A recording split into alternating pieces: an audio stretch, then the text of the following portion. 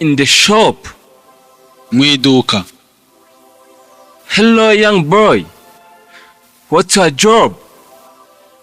Komera wa musore we. Ukora kahe kazi? I am a broker. Ndi umuhuza. What does a broker do? Umuhuza ashinzwe iki? He connects the buyer and the seller. Ahuza umuguzi n'umucuruzi. Now, where is the cheapest shop in Mateus quarter? Ngaho, iduka rihendutse riherereye muri quartier Mateus. There it is, behind the traffic lights. It's the supermarket. Ngiririya inyuma y'ibyapa by'umuriro.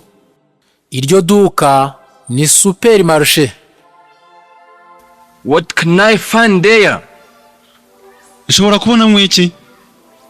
In the supermarket, there are different kinds of articles such as Muri supermarket hari ibicuruzwa by'ubwoko bwinshi kandi binyuranye.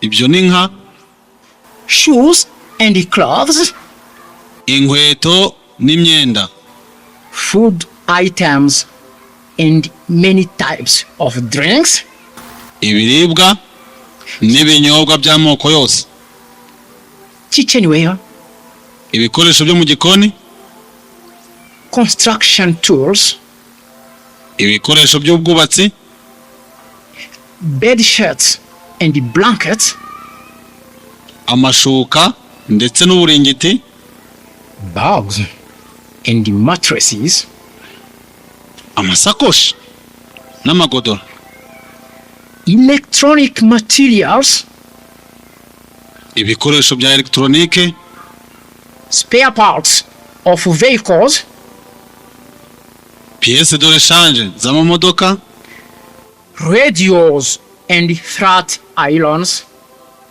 amaradiyo n'amapasi and so on. n'ibindi byinshi. Thank you very much. Urakoze cyane. Let me go and look at them. Ndeka ngende nirebere. Goodbye.